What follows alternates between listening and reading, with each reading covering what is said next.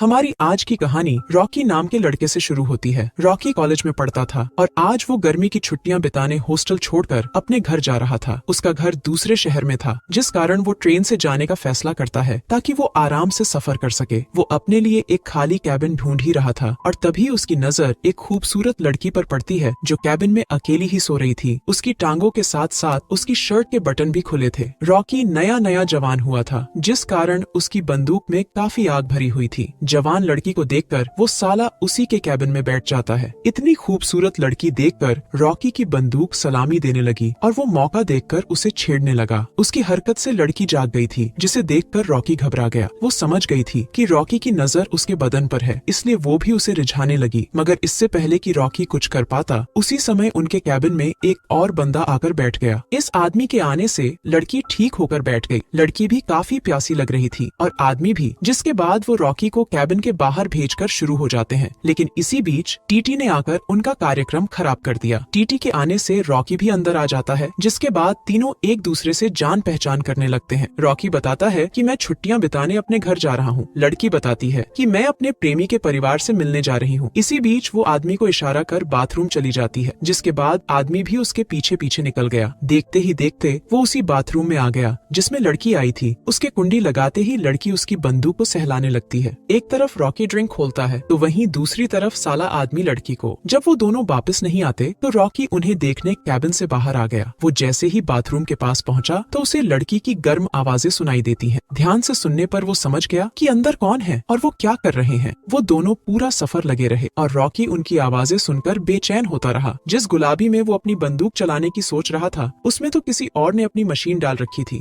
जल्दी ही स्टेशन आ गया और रॉकी भागकर अपने पिता पॉल से मिलता है। पॉल उसे बताता है कि तुम्हारी नई माँ यानी मेरी लवर सोनिया भी इसी गाड़ी से आने वाली है। दोनों अभी बातें कर ही रहे थे कि तभी पॉल की नजर सोनिया पर पड़ती है। सोनिया को देखकर रॉकी हैरान हो गया। थोड़ी देर पहले जिस लड़की की गुफा में वो अपना खाता खोलना चाहता था, वो तो उसके बाप की आइटम निकली। सोनिया को देखकर रॉकी कुछ नहीं बोलता और चुपचाप गाड़ी में बैठ जाता है। रास्ते में पॉल उसे बताता है कि तुम्हारे बचपन के दोस्त नेथन और मैरी भी छुट्टियां बिताने घर आए हुए हैं। जल्दी ही ये लोग अपने घर पहुंच गए। यहाँ रॉकी की दादी उसे देखकर बेहद खुश होती है। इसके बाद वो अपने चाचा जॉन और चाची मोना से भी मिलता है। आज काफी समय बाद पूरा परिवार साथ में खाना खा रहा था, इसलिए वो सभी बहुत खुश थे। इसी दौरान सोनिया कहती है कि आज ट्रेन में एक आदमी ने जबरदस्ती मेरी गुफा में अपना डंडा खाली कर दिया। सोनिया बड़े मजे से ये बात सबको बता रही थी, जिसे सुनकर रॉकी तो बेहद हैरान था, लेकिन बाकी लोगों को कोई फर्क नहीं पड़ता। उसका चाचा अंगूर चूसने में बिजी था और चाची क्रीम खाने में। रॉकी के माता पिता का तलाक हो चुका था। वो ज्यादातर अपनी माँ के साथ ही रहता था और कभी कभार ही यहाँ आता था, इसलिए वो अपने परिवार से मिलकर खुश भी था और हैरान भी, क्योंकि सभी लोग कुछ ज्यादा ही खुले विचारों वाले थे। कोई भी कहीं भी किसी को भी छाटने लग जाता था और वो भी सबके सामने। रॉकी की दादी दारू के बिना एक पल भी नहीं रह सकती थी। जॉन को म्यूजिक का शौक था, इसलिए वो पियानो के साथ साथ अपनी नौकरानी का बाजा भी बजा देता था। और रही बात मोना की, तो उसे नौकरानी के तरबूज निचोड़ना काफी पसंद था। इस नौकरानी का नाम शीला है, जो घर के कामों के साथ साथ सभी को जिस्मानी सुख भी देती थी। शाम को जॉन अपने कमरे में पियानो बजा रहा था और मोना उसे देख रही थी। इसी बीच शीला केक लेकर आती है। शीला को देखते ही मोना गर्म हो गई। वो पहले उसके चेहरे पर केक लगाती है और फिर उसके तरबूजों पर। जॉन भी दोनों को देख रहा था और तभी मोना शीला की गुफा तक पहुंच जाती है। दोनों को देखकर जॉन भी गर्म हो गया और वो भी अपनी पतलून में हाथ डाल लेता है। जॉन को अपनी बीवी के साथ कम, बल्कि उसे किसी और के साथ देखकर ज्यादा मजा आता था। शाम को रॉकी अपने दोस्त रॉय से मिलता है। दोनों दोस्त पहले प्यासी कुड़ी की फिल्म देखते हैं और फिर अपनी दोस्त मारिया के साथ बोटिंग पर जाते हैं। बोटिंग के साथ साथ ये तीनों नशा भी कर रहे थे।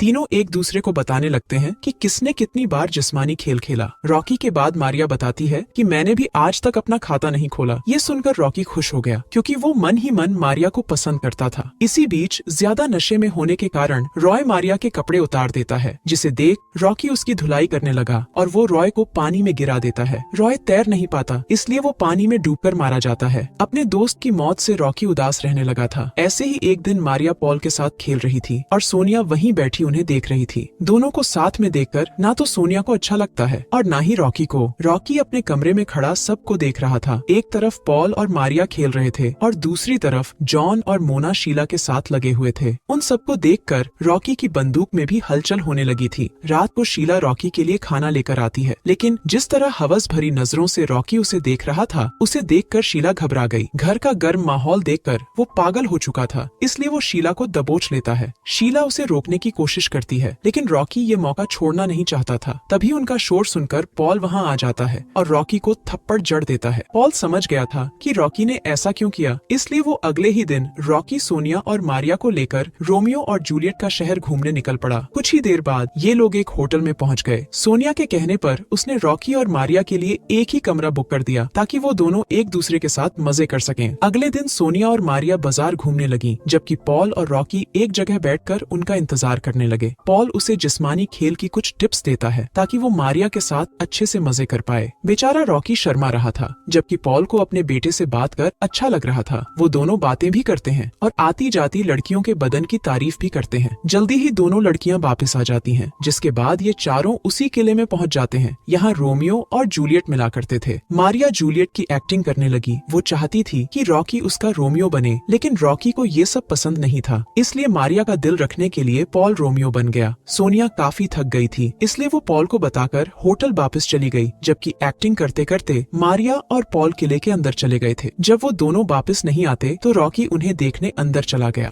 किले के अंदर वो दोनों मस्ती कर रहे थे। रॉकी को कुछ ठीक नहीं लगता और वो उनका पीछा करने लगा। देखते ही देखते वो दोनों गायब हो जाते हैं। रॉकी उन्हें ढूंढने की काफी कोशिश करता है, लेकिन उसे वो दोनों कहीं नहीं दिखते। इसी बीच उसे किसी की गर्म आवाजें सुनाई देती हैं। जल्दी ही उसे पता चल जाता है कि गर्म आवाजें मारिया की हैं, क्योंकि पॉल ने अपनी बंदूक उसकी गुफा में डाल रखी थी। पहले तो उसे लगा कि पॉल मारिया के साथ जबरदस्ती कर रहा है, लेकिन मारिया को मजे लेते देख उसका बहम दूर हो जाता है। उसे इन दोनों से इसकी जरा भी उम्मीद नहीं थी और वो रोते रोते होटल वापस आ गया। सोनिया ने उसे आते हुए देख लिया था। वो समझ गई थी कि रॉकी ने मारिया को किसी और के साथ देख लिया होगा। वो अच्छे से तैयार होकर रॉकी के कमरे में आ जाती है। रॉकी रो रहा था, जिसके बाद सोनिया उससे रोने का कारण पूछती है। रॉकी उसे सब कुछ बता देता है, जिसे सुनकर मारिया कहने लगी, अगर तुम चाहो तो मैं तुम्हारी आग शांत कर सकती हूँ। रॉकी उसे दूर रहने को कहता है, जबकि सोनिया अपने कपड़े उतारकर उसके बिस्तर में आ गई। उसका नमकीन बदन देखकर रॉकी भी गर्म हो जाता है और पूरी रात उसके साथ मजे करता है। अगले ही दिन ये चारों घर की तरफ जाने लगे। सोनिया और रॉकी बेहद खुश थे, जबकि मारिया और पॉल चुप थे। कुछ दिनों तक रॉकी मारिया से नाराज रहता है। मारिया उससे बात करने की कोशिश करती है, लेकिन रॉकी कुछ नहीं बोलता। कुछ दिनों बाद रॉकी की माँ उसे लेने आ जाती है, क्योंकि उसकी छुट्टियां खत्म होने वाली थी। वैसे उसे इस घर का खुला माहौल पसंद नहीं था। इस खुले माहौल की वजह से ही उसने पॉल से तलाक लिया था और वो रॉकी को भी इस माहौल से दूर रखना चाहती थी, लेकिन पॉल रॉकी को अपने पास रखना चाहता था। एक तरफ ये लोग बातें कर रहे थे और दूसरी तरफ मारिया रॉकी को मनाने के लिए उसके साथ खेलने लगी थी। रॉकी अभी भी उससे नाराज था, इसलिए खेल के बहाने वो उसकी काफी पिटाई करता है। परेशान होकर मारिया ने उससे पूछ ही लिया कि तुम मुझसे नाराज क्यों हो, लेकिन रॉकी उसे कुछ नहीं बताता, बस उसे पकड़कर उसके साथ जबरदस्ती करने लगता है। अपना गुस्सा शांत कर जब वो अपने घर में जाने लगे तो अंदर की आवाजें सुनकर रॉकी समझ गया कि उसकी माँ उसे लेने आ गई है। मारिया की छुट्टियां भी खत्म होने वाली थी, इसलिए वो फिर मिलने का वादा कर वहाँ से चली जाती है और इसी के साथ इस कहानी का भी यही अंत हो जाता है। हमारी वीडियो देखने के लिए बहुत बहुत धन्यवाद। अगर आप ऐसी ही वीडियोस के दीवाने हैं तो प्लीज मेरे चैनल को जरूर सब्सक्राइब करें। मिलते हैं अगली वीडियो में, तब तक के लिए नमस्कार।